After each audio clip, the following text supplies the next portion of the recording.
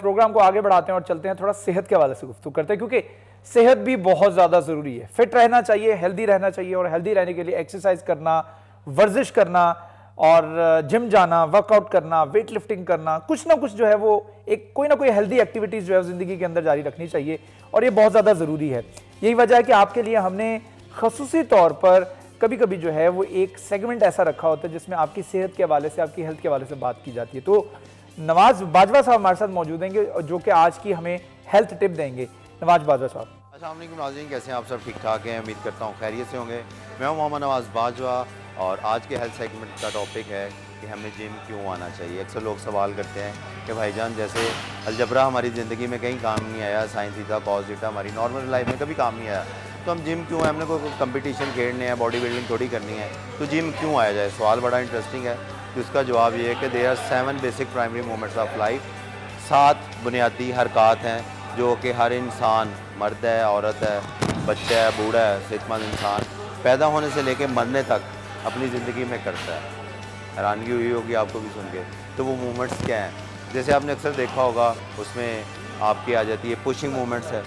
जैसे आप कोई दरवाज़ा खोलते हैं या किसी चीज़ को धकेलते हैं, धक्का लगाते हैं, तो पुशिंग मूवमेंट है। तो जिम में हम कुछ मशीनों को, वेट को बॉडी से अवे करते हैं पुश करके। बेंच प्रेस होगी, जैसे लेग प्रेसेस होगी। फिर दूसरी मूवमेंट है जिसे हम पुलिंग मूवमेंट्स कहते हैं। जैसे कोई चीज़ आप खींचते हैं, दरवाज़ा या खिड़की खोलते हैं, गाड़ी का दरवाज़ा खोलते हैं, तो जिम में ये चीज़ें हैं कि आप दूसरी मूवमेंट जो होती है हमारी पुलिंग मूवमेंट्स है, वेट को हम खींच के बॉडी के पास लेके आते हैं। उसके बाद आप बेंड होकर कोई चीज़ उठाते हैं या बैठते हैं, तो ये सारी मूवमेंट करते हैं। या किसी चीज़ को आप पुश करते हैं या किसी चीज़ को आप पुल करते हैं, कोई बुलाता है तो आप मुड़ के देखते हैं। तो ये सारी मूवमेंट्स अपनी day to day routine life में आप यूज़ करते हैं। तो हम एक्स्ट्रा वेट डाल के, एक्स्ट्रा जोर लगा के उन चीज़ों को, उन मसल्स को, स्ट्रेंथ को बेहतर करने की कोशिश करते हैं, ताकि हम अपनी डे टू डे जो लाइफ है उसका बेहतर तरीके से यूज़ कर सकें। अब एक बंदा बैठा हुआ है कहीं 40 साल का, 45 साल का, तो अब वो उठ रहा है ऐसे करके सारे ले लेके, वो ठीक है? या एक बंदा बैठा है और वो एकदम से उठ जाता है, उसके मसल्स में जान है। दूसरा बंदा मस्कुलरी तौर पे वीक है, उसकी हड्डियां वीक हैं, फ्रैक्चर का भी खतरा है। आपने अक्सर देखा होगा लिटर एजेस में जाके हमारे जो बुजुर्ग हैं को गिरा या चलते फिरते उनको फ्रैक्चर होता है। रीज़न क्या होता है? लैक ऑफ एक्टिविटी है, उनकी हड्डियाँ जो है वो कमज़ोर होती हैं।